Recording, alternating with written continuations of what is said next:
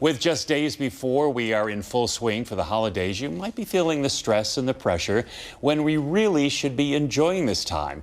Here this morning to help us with what she calls a more resilient life is Dr. Taryn Marie. It's good to have you with us. Thank you. It's great to be here. So first of all, tell us what a resilient life means. Yeah, absolutely. And so I think we live in a day and age where resilience is pretty poorly defined, but we know quite a bit about resilient thinking. Growth mindset with Carol Dweck, positive psychology, saying nice things to ourselves.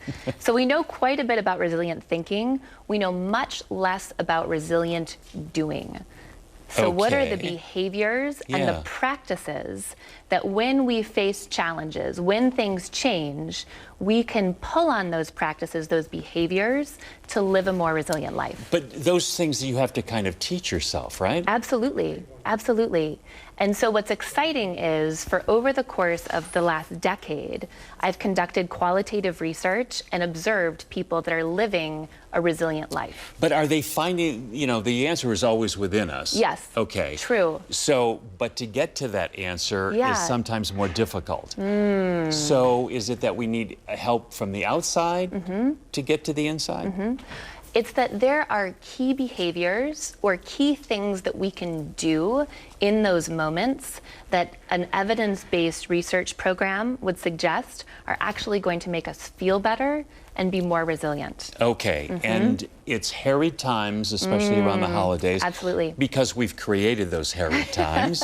I wasn't going to mention that. But we do. I mean, don't we? We've created it ourselves. Absolutely. So how do we get to the place where we can really just step back and enjoy the moment? Yeah. Give us some tricks. Absolutely, absolutely. I love that you're talking about enjoying the moment, because that just seems to be more and more rare now with just all of the churn of the holidays, our phones in our pockets, right? One of the practices that we know that makes people more resilient is this practice called gratiosity, right? That's not a word you've heard before. No. And I know that because I made it up. Oh. Well, it will be in Webster's probably, but. So gratiosity is the compilation or the combination of gratitude and generosity, right? So one of the exciting things about gratitude and resilience is that it's actually physiologically impossible to feel grateful and pissed off, right?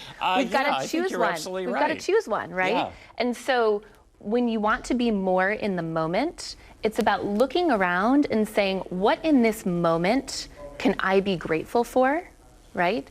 And then being able to say to people, you know what, I'm so grateful that you made the trip in for the holidays. I am so grateful that you were able to help me with the turkey. And some of the other frustrations and things biting at us fall away. Oh, as simple as that. You have to keep at it, though, I would imagine. It's a practice. It's called a practice for a reason, right? The 5 practices of particularly resilient people, we've got to practice. It's like golf or tennis. It's about putting in the time and training our mind. Instead of scanning our environment for what's wrong, with gratitude, we start scanning our environment for what's right. I like that. Okay, with the holidays here and upon us, and social media, I think that there is this thing of, well, we've got to post this. You know, we've got to get the picture of the family by the tree. We've got to post it now. Really? No, we don't. No, we don't. No, we don't. Right. So there's a bit of being in the moment, right? There again, sure.